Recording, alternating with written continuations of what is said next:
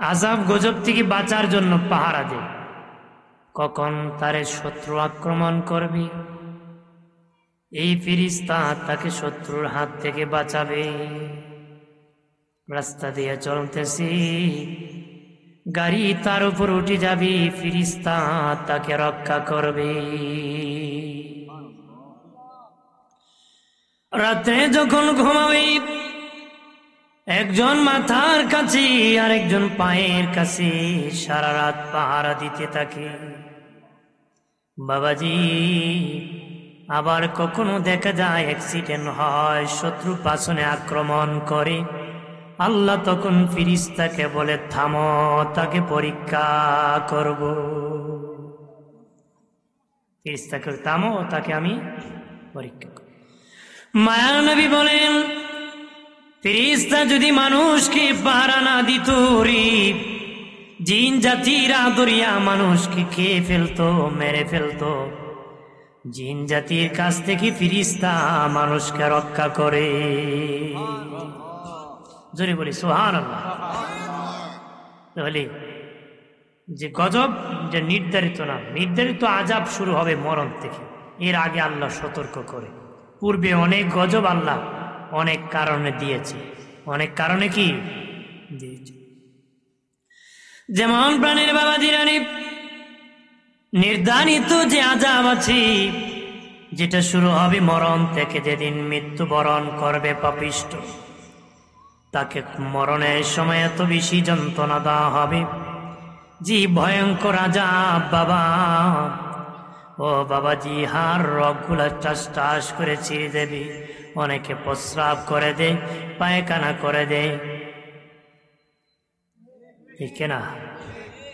ভয়ঙ্কর আযাব আল্লাহ মাঝে মধ্যে দুনিয়ায় বিপদে ফেলে দেয় বাবা। ওই বড় আযাব থেকে, নির্ধারিত আযাব থেকে বাঁচার জন্য রে। দ্বিতীয় হলো কবরের চাপ। কবর এমন একটি জায়গা, চাপ দিবি ডান দিকের হাড় বাম দিকে নিয়ে যাবে বাবাজি, চোরমার করে ফেলবে রে। তৃতীয় বাবা হাসরের ময়দান। চতুর্থ হলো ফুলসিরাতের ফুলে। পঞ্চম চূড়ান্ত জাহান্নামে আযাব দেওয়া হবে। চূড়ান্ত জাহান্নামে আযাব দেওয়া হবে, চূড়ান্ত ভাবে কি আযাব দেওয়া। জানিয়া না করে মুমিন, ও বাবাজি খেয়াল করেন ভালো করে, আরে তিন রকম ভাবে মরণের যন্ত্রণা হবে। একটা হলো বেঈমান কাফির, আর একটা হলো সাধারণ মুসলিম গুনাহগার, আর একজন হলো ওলি আল্লাহ। তিনজনকে দেওয়া হবে, তিন ভাবে বাবা দেওয়া হবে। এর মধ্যে বেঈমান বেদিন কাফিরকে ভয়ঙ্কর আযাব দেওয়া হবে, গুনাহগারকে দেওয়া হবে। বেদিন কাফিরকে কেন দেওয়া হবে? তারা বাবা দুনিয়া খাওয়ার জন্য ধান্দা করতেছে, আরো খাবে, কত নেবে, যত হয় না তত আমার আরো লাগবে, আরো লাগবে। আল্লাহর নবী বলেন, ইমানদারে খায় এক পেট, বেঈমানে খায় 7 পেট। ইমানদারে এক পেট থাকি বেঈমান সালা লাগায় নাকি? না না বাবাজি, ইমানদার খায় বাঁচার জন্য, বাঁচে কিসের জন্য? আল্লাহর গোলামির জন্য। বেঈমান খায় কিসের জন্য? বাঁচার জন্য, আরো খাওয়ার জন্য রে। আরো খাইবে, ধান্দই খালি খাওন। ধান্দা কি? খাওন। ধান্দা কি? খাওন। দুনিয়াটা লুটিয়া খাবে রে। দুনিয়া দুনিয়া বলে এমন নিয়ত নিয়ে বেঈমান চলে রে। তার হুবহু খাসলত অভ্যাস দুনিয়াদার অনেক মুসলমানও নিয়েছে।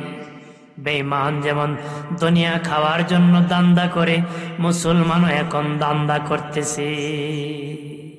মুসলমানও কি দুনিয়া খাওয়ার জন্য দান্দা করে, কৌশল করে দুনিয়াটা খেয়ে শেষ করবে, ঠিক কিনা?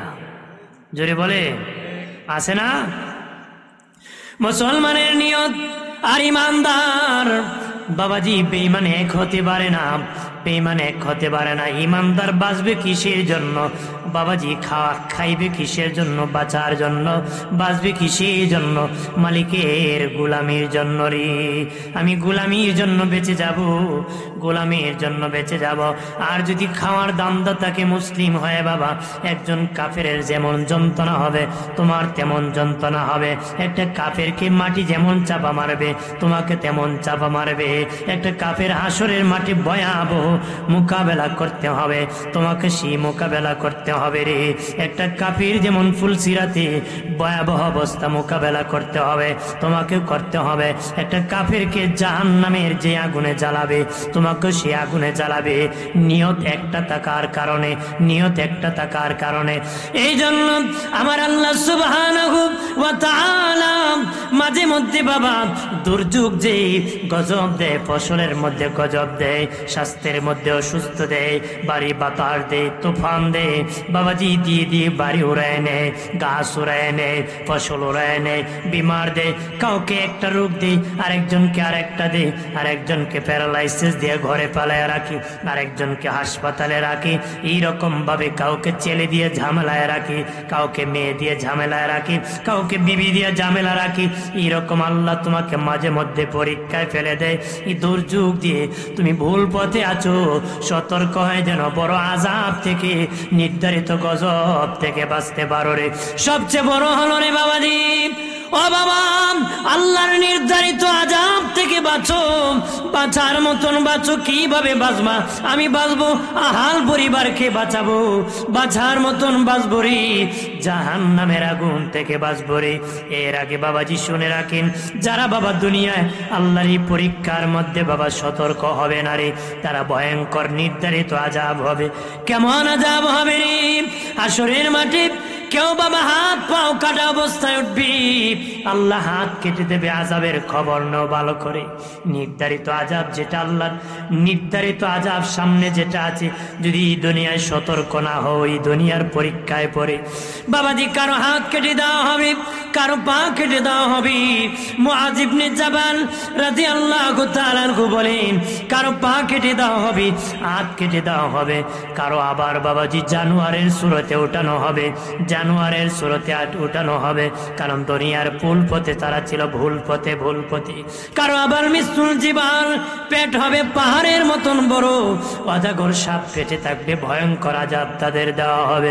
কারো আবার মুখ থেকে আগুন ঝরবে, মুখ থেকে রক্ত ঝরবে, মুখ থেকে আগুন ঝরবে, মুখ থেকে রক্ত ঝরবে। নারী বুড়িগুলা ঝুলে থাকবে, নারী বুড়িগুলা ঝুলে থাকবে, মাটির সাথে হেসড়ে হেসড়ে যাবে।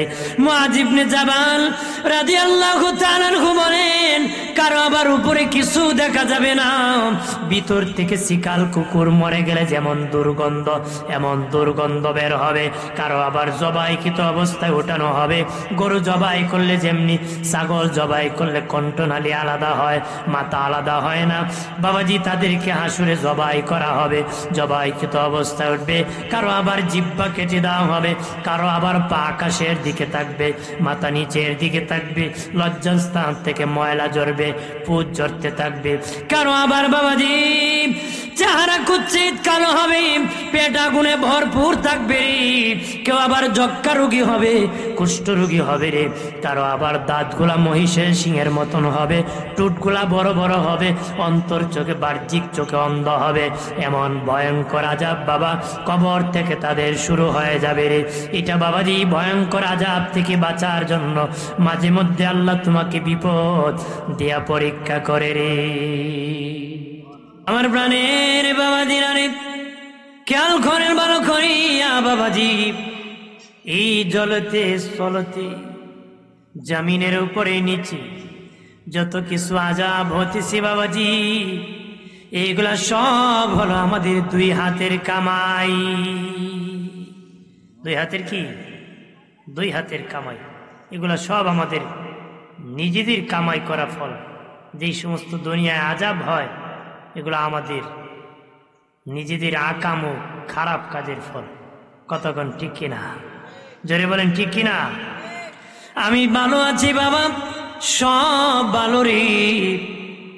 যেদিন সবাই খারাপ হয়ে যাবি, সেদিন বাবা আসমান ভেঙ্গে টুকরা টুকরা হয়ে যাবে। চাঁদ দুই টুকরা হয়ে, চন্দ্র দুই টুকরা হয়ে পড়ে যাবে, সূর্য দু টুকরা হয়ে পড়ে যাবে, তারকাগুলা বিক্ষিপ্ত ভাবে নিচে পড়ে যাবে রে। যেদিন সবাই খারাপ হয়ে যাবে বাবাজি, এর মধ্যে যারা ভালো মন্দ মিলে সমাজ চলতেছে রে, আমাদের নিজ হাতের কামাইয়ের দ্বারা গজব আর আযাব আসে রে। গজব আর আযাব কি আসে? গজব আর আযাব আমার বানের বাবাজিরা রে, আমার আল্লাহ সুবহানাহু ওয়া তাআলা বিভিন্ন নবীর যুগে আযাব দিয়েছেন, গজব দিয়েছেন বাবাজি, গজব দিয়েছেন। ফেরাউনের যুগে গজব দিয়েছেন, বিভিন্ন নবীদের যুগে আল্লাহ আযাব গজব নাজিল করেছেন। পাপ করেছে, মানুষকে জানোয়ার বানাইছে। কি করছে? আল্লাহর হুকুম লঙ্ঘন করার কারণে আল্লাহ জানোয়ার বানাইতেছে। এমন আছে বাবাজি, ফেরাউন মুসা নবীর সাথে জুলুম করেছিল রে, জুলুম করেছিল, নির্যাতন করেছিল। আমি 5টা গজবের কথা বলবো। আল্লাহ দুনিয়ায় গজব দিয়েছিল রে, আমি প্রথম 5টার কথা বলবো। ফেরাউন গোষ্ঠীর উপর দিয়ে 5টা গজব দিয়েছিলেন। আমার বানের বাবাজি, মুসা নবীকে জুলুম করার পরে আল্লাহর নবী মুসা আলাইহিস সালাম বাবাজি মিশর সারিয়া মাদিয়ান চলে গেলেন। সেখানে শুআইব নবীর দেশ।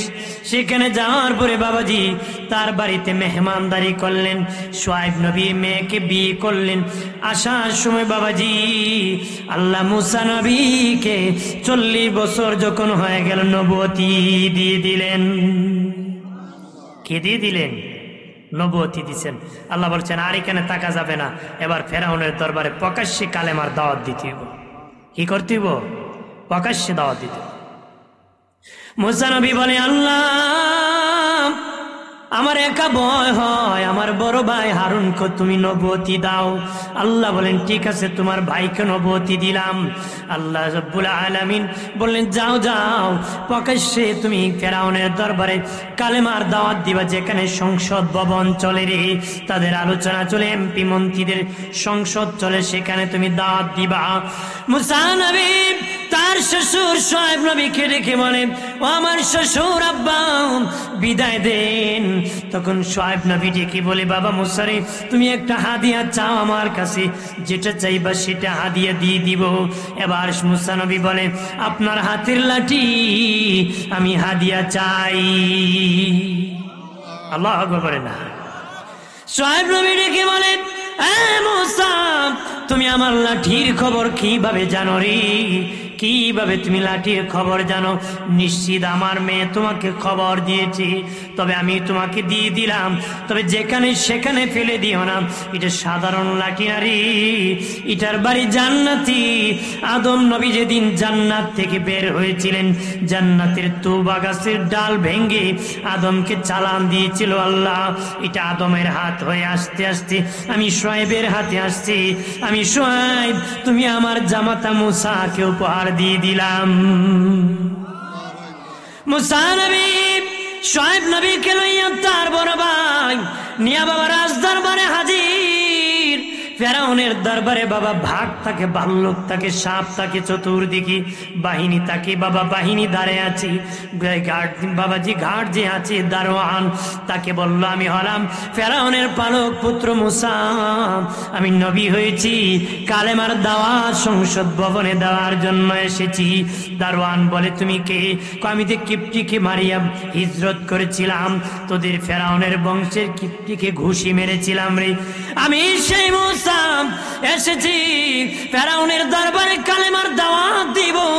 বাবাজি ফেরাউনের কাছে তারা গিয়া বলল, আপনার পালক পুত্র মুসা নাকি আপনাকে কালেমার দাওয়াত দিতে চায়, সে নাকি নবুয়তি পেয়েছে, নবী হয়েছে, আপনাকে কালেমার দাওয়াত দি তার উম্মত বানাতে চায়। তখন ফেরাউন বলে, তাকে বলো আমার সংসদে ঢোকার জন্য। মোস করব, কি করব? ঠাট্টা মস্কারি করবো, আমার গরু খাইয়া বড় হইলে বেটা, আর এখন তুই বুঝি নবী গেছে, আয়। মুসা নবী যখন ঢুকেছে বাবাজি ফেরাউন বলে, তুমি নবী হইছো কহা? আপনি কালেমা পড়েন লা ইলাহা ইল্লাল্লাহু মুসা কালিমুল্লাহ। ফেরাউন ডেকে বলেন, মুসা তুমি তো নবী হয়েছ, সব নবীর মুজেজা ছিল রে, তোমার কি মুজেজা আছে? এক এক নবীর এক এক মুজিজা ছিল। দাউদ নবীর মুজিজা ছিল, উনি লোহায় ধরে যখন চাপা মারতেন লোহা মোমের মতন গলে নরম হয়ে যেত। হাত দিয়ে চাপ দিয়ে কমতা বানাতেন, দা বানাতেন, যেটা দরকার সেটা শাবল বানাতেন। উনি যখন চাপা মারতেন লোহার মতন গলে নরম হয়ে যেত।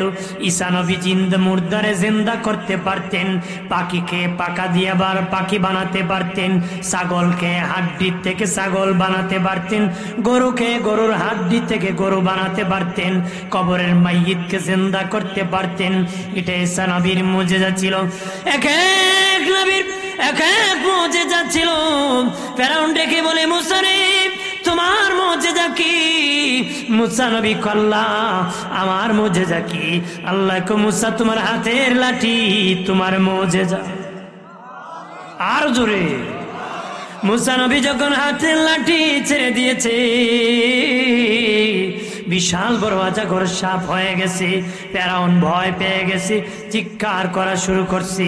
ওই সাপের নিচে পড়ে অনেক এমপি মন্ত্রী মরে গেছে। বাবাজি সাপ দেখে ভয় পেয়ে দৌড় দিয়েছে ঢুসাঢুসি করে। এখন যদি কোনো হাতি প্রবেশ করে সেখানে, হাতি বলবে না রাস্তা দাও, কেউ হাতির পায়ের নিচে পড়ে মরবে, কেউ আবার দৌড় দিতে একজন আর একজনের চাপে পড়ে মরবে, ব্যথা পাবে বাবাজি। এইভাবে সব দেখি এমপি মন্ত্রীরা দৌড় দিয়েছে, কেউ এটার নিচে পড়ে মরছে, কেউ নিজেরা ধাক্কা ধাক্কিতে মরছে, কেউ আবার কালেমা পড়ে মুসলিম হয়ে গেছে। ফেরাউন বলে, মুসারে এই সব যে হা করছে রে, যে হা করছে, যে হা করছে আমার কে ফেলবে রে? কে যদি ফেলে রে কালেমা কেমনে পড়বো? আমি বাঁচলেনে রে কালেমা পড়তাম, বাঁচলেনে কলমা পড়তাম, তাড়াতাড়ি আমারে বাঁচা। মুসা নবী নিজে আমি নিজেই ভয় পেয়ে গেছি। এটা আবার কি হয়েছে? আল্লাহকে ভয় পেও না, তুমি ধরো। মুসা নবী আবার ধরছে, সাবাপের আগের মতন লাডি হয়ে গেছে। ফেরাউন ডেকে বলে, মুসা এটা তোমার জাদু, আরেকটা দেখাও। আল্লাহ বলেন, মুসা তুমি তোমার বগল তলার মধ্যে এইভাবে হাত ঢুকে একটা নাড়া দাও। মুসা নবী ভাবে নাড়া দিয়েছি, বাবাজি ঝিলমিল বাতি উঠে গিয়েছে, আলোর লাইট বেসে গেছে। আর এই লাইটে সবার চোখে লেগে গেছে, সব সংসদ ভবন অন্ধকার হয়ে গেছে, চোখে কিছু দেখে না। তখন কয়, মুসা বাঁচাও, কিছু দেখতেছি না, তোমার বাতিটা নিবাও। মুসা নবী নিবাই দিয়েছে। মুসা এটা তোমার জাদু রে। সংসদ ভবনে কিছু বলে, এটা তোমার জাদু, আগামীকাল জাদু দিয়া তোমার সাথে পরীক্ষা হবে, যুদ্ধ হবে। মুসা নবী পরের দিন লাঠি নিয়ে হাজির। বাবাজি অনেক লক্ষাধিক জাদুবিদ্যাদেরকে আনা হচ্ছে। আগের বাদশারা জাদুবিদ্যাদেরকে নিজে লালন পালন করত, তাদেরকে উপস্থিত করেছে। তারা বাবাজি অনেক উট বহন করিয়া বাবা লাঠি এনেছে, রশি এনেছে, ৮০,০০০ জাদু একসাথে চারবে। মুসা নবীকে বলে, মুসা তুমি তোমার জাদু চারো রে। মুসা নবী কো, তুমি আগে চারো, আমরা মুসলিম জাতি, আমরা কাউকে আগে আক্রমণ করি না, আক্রান্ত হলে প্রতিবাদ করি। কথা কনা মুসলমান কাপুরুষ না রে, দুর্বলকে আক্রমণ করবি রে। মুসলমান এমন জাতি বাবাজি আক্রান্ত হলে প্রতিবাদ করবি। জিহাদের মাঠে যখন যুদ্ধ হতো, কাফেররা আক্রান্ত করলে মুসলমান প্রতিবাদ করত। কারবালার মাঠে ইমাম হুসেইনকে বলেছিল, তুমি আগে তীর মারো। ইমাম হুসেইন বলেছিলেন, আমার নানার সুন্নত কাউকে তীর মারা না, কেউ যদি তীর মারে তার প্রতিবাদ করারে। কোন জিহাদে সাহাবীরা আগে কোনো তীর মারতেন, কাফেররা মারার পরে প্রতিবাদ করতেন। ইমাম হুসেইন কে আমরা আগে মারি না, মানলে প্রতিবাদ করি। আল্লাহু আকবার বলে না। আমার বানের বাবাজি খেয়াল করেন ভালো করিয়া, ৮০,০০০ জাদু একসাথে ছেড়ে দিয়েছে, লাঠি রশি একত্রে সাপ হয়ে গেছে। লাঠি আর রশি কি একত্রে সাপ হয়ে গেছে। এবার মুসা নবীর দিকে হা করেছে, সাপ গুলা খেয়ে ফেলবে।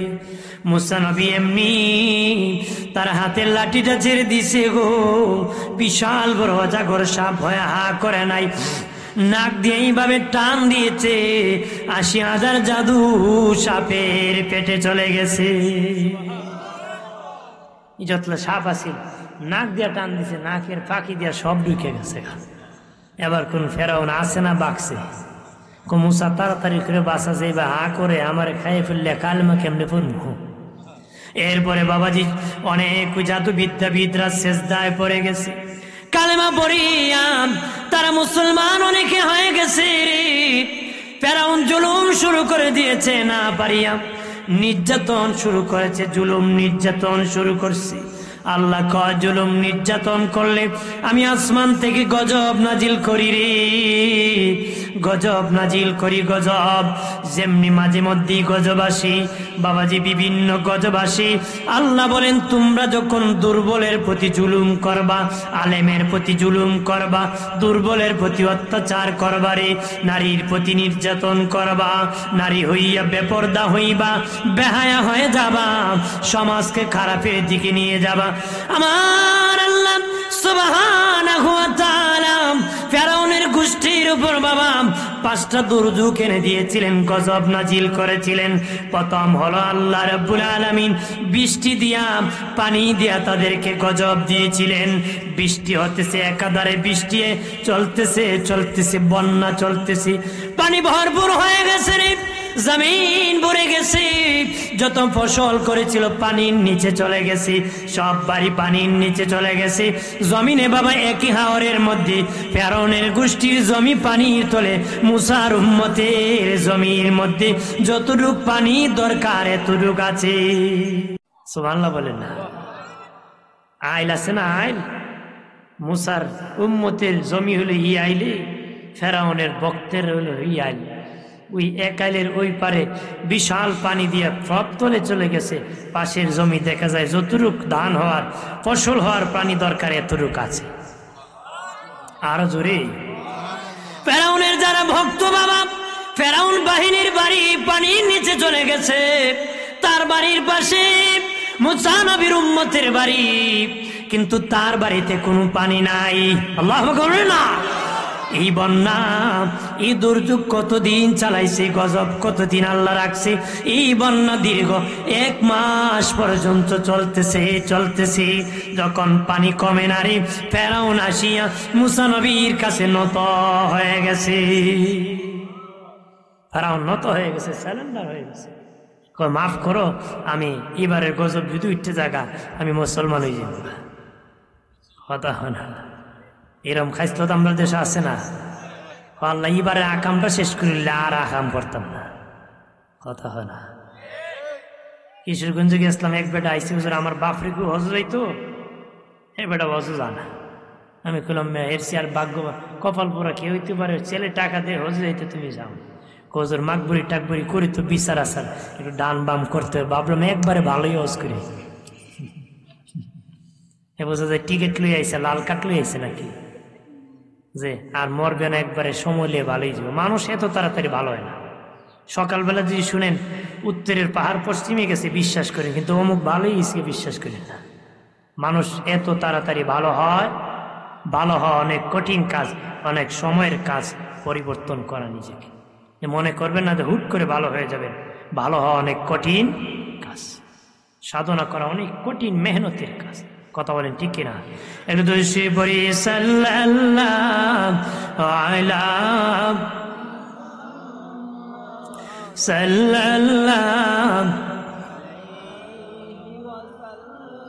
সাল্লাল্লাহু আলা মুহাম্মদ।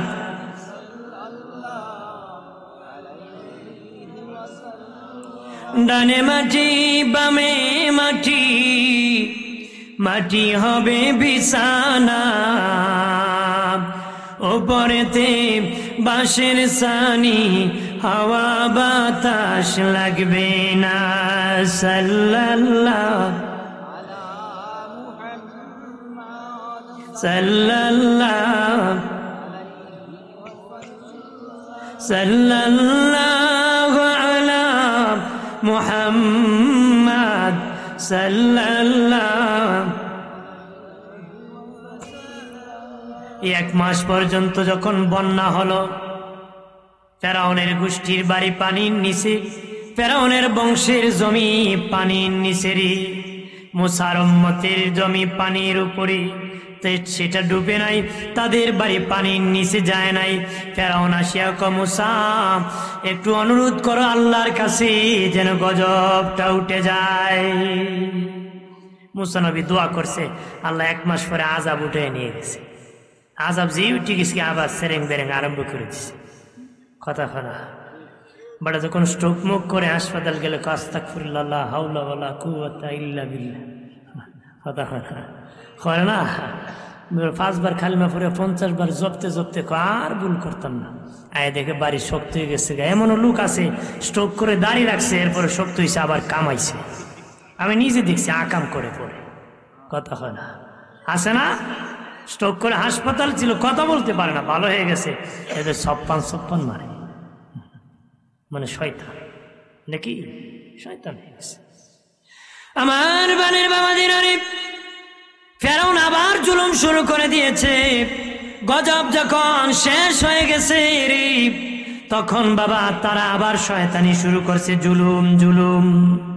আল্লাহ আবার আরেকটা গজব নাজিল করেছে, এক জাত পাখি দিয়ে, চড়ুই পাখিতে ছোট্ট পাখি, ওই পাখি দিয়া গজব দিয়েছে বাবা।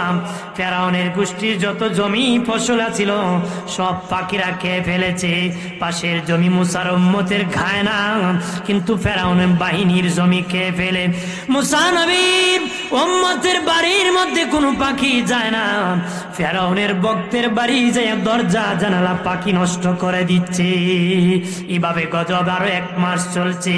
যখন কোন রকম শেষ করতে পারে না, ফেরাউন যাইয়া মুসা নবীর কাছে বলে, মুসা এই গজব থেকে বাঁচাও, বাঁচবো না রে, গজব শেষ হয়ে গেলে কালেমা পড়ে নিব, আমরা মুসলিম হয়ে যাব। মুসা নবী পয়গম্বর, দিল বড় নরম, 2 হাত বাড়ে আল্লাহকে বলেন, আল্লাহ গজবটা ওটা এনেন। মুসা নবী পয়গম্বর দোয়া করতে দেরি, কবুল হতে দেরি হবে না। দোয়া করেছেন, সাথে সাথে আমার আল্লাহ আযাব গজব উঠায় নিছে। আযাব গজব কি আল্লাহ উঠায় নিয়েছে। এরপরে আযাব গজব যখন উঠায় নিয়েছে, আবার বাবা শুরু করে দিয়েছে। গজব যখন চলে গেছে, আবার শয়তানি রে, আবার শয়তানি আল্লাহকে আমি সুযোগ দিই, ছাড় দিই না রে, তোদেরকে আমি ঢিল করি তো সে আমার কাছে আছে। আমার ধরা বড় শক্ত ধরা, যেদিন ধরব সেদিন ছাড়ব না রে। তখন আবার যখন শুরু করছে, আবার আল্লাহর একটা গজব দিয়েছে। মানুষের মাথার মধ্যে একটা জাতির পুক হয়, উকুন কয়, ঠিক হয়, এই হুকুম দিয়া গজব নাজিল করছে। ফেরাউনের মহিলা গোষ্ঠীদের মাথা, পুরুষ যারা ছিল তাদের মাথায় বাবা এমন হুকুম দিয়েছে, তারা বাবা পাগল পারা হয়ে যেতেছে, মাথার হুকুম কমতেছে না, এইভাবে কামড় দিতেছে, যন্ত্রণা ভোগ করতেছে, নাচতেছে বাবাজি। চলতে চলতে 1 মাস পর্যন্ত সেটা গজব চলতেছে। দৌড়াইয়া ফেরাউন বলে, মুসা রে, এই গজব সর্বনাশ হয়ে গেছে রে, মরে যাব রে, মাথা পাগল পারা হয়ে গেছে, তাড়াতাড়ি করে তুমি গজব থেকে আমাদেরকে বাঁচাও। মুসা নবী আবার দোয়া করেছি, আবার বাবা তাদের মাথারই পুক উকুন চলে গেছে। আবার চলে যাওয়ার পরে আবার তারা শয়তানি শুরু করছে, আবার জুলুম শুরু করছে মুসা নবীর প্রতি, তার উম্মতের প্রতি। আমার আল্লাহ সুবহানাহু ওয়া তাআলা আবার গজব নাজিল করেছে। এখন বাবা ব্যাং দিয়া গজব নাজিল করেছে। ব্যাং তারা তরকারি পাকাইছে, ভাত পাকাইছে, যেটা খায় সেটা পাকাইছে। তারা গিয়া দেখে বাবা তরকারি ডেগের মধ্যে ব্যাং নাচানাচি করতেছে, খাবার খেয়ে ফেলছি, ভাত খেয়ে ফেলছি, তরকারি খেয়ে ফেলছি। বিছানায় যখন ঘুমাইতে গেছে, দেখে বাবা 1 হাত উঁচু করে ব্যাং বিছানায় ঘুমায় আছে। বলেন যেই জাতির খাওন নাই, ঘুম নাই, যুদ্ধ কেমনে করবে? আল্লাহর বিপক্ষে কয় যুদ্ধ করব। যে জাতির খাওন নাই, ঘুম নাই, এ যুদ্ধ করবো না, মাথা ফাগুলিয়ে করবো। কথা হয় না, খাওন বন্ধুলি সবাইটা যা, বাঙালি না খেলে মাথা গরম, খার মাথা ফাটাইব, এটার কোনো ঠিক দেখো। মাইতো না মামুর মাথা গরম, ওকে রে তাইন রোজা, তাইন কি তা রোজা রোজা রাখলে বলে মামুর মাথা গরম যে হয় রমজান মাসে 8 জন তেল দেয়, কারণ মামুর ইমান ঠান্ডা তো মাথা গরম হয়ে যায়। ইমান যদি গরম থাকতো রোজা রেখে বান্দা নরম হয়, তোমার গরম হয়ে খেলে রোজা তো দিচ্ছে নরম হয়ে ফেললে গরম হয়ে ফেললে না, কিন্তু তুমি রাইকে গরম হয়ে যাও ঘরে, মানে মামুর ইমান কি তা ঠান্ডা এলে তাই গরম উঠে নাউজুবিল্লাহ বলেন না, আরো জোরে বলি। খারাপ লাগতেছে নাকি? আমার বানের বাবা দিরানি, আমার আল্লাহ ব্যাং দিয়া জাহাদ করেছে, যুদ্ধ করেছে বাবাজি। 1 মাস পর্যন্ত এরকম চলতেছি, ব্যাং দিয়া গজব চলতেছি। 1 মাস পরে যখন আর শুইতে পারে না, আবার মুসা নবীর কাছে যায় নত হইছি গজব থেকে বাঁচতে। মুসা নবী দোয়া করেছে, সেটা গজব চলে গেছে।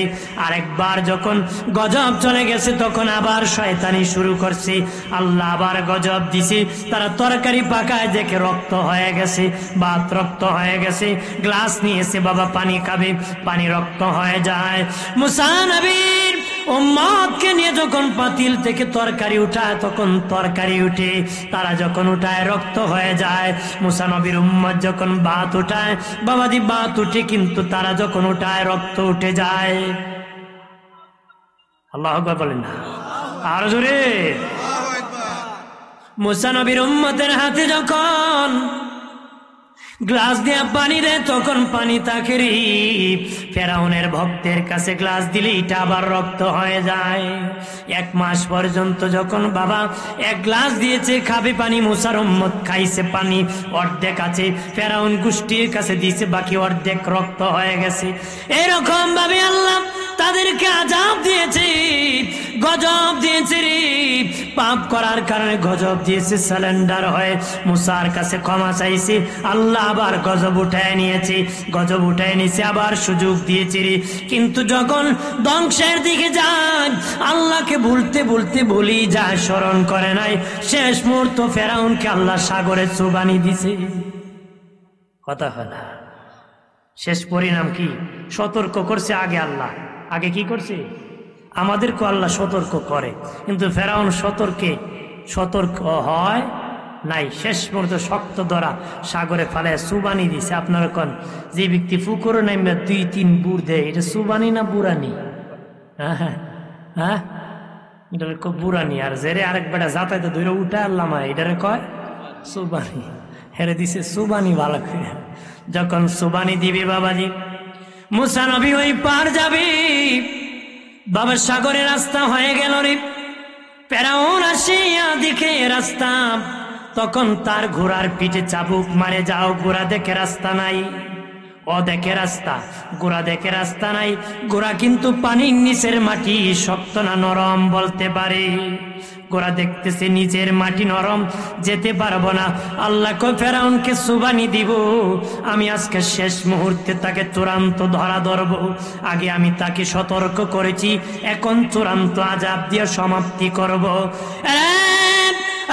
জিবরাইল সে যদি পানিতে নামে না রে, আমি ধরতে পারবো না।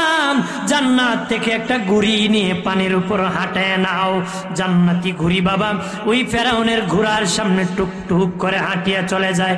ঘোড়ার মেজাজ গরম হয়েছে, ঘুড়ি হাঁটতে পারে, আমি যেতে পারবো না, এটা হতে পারে না।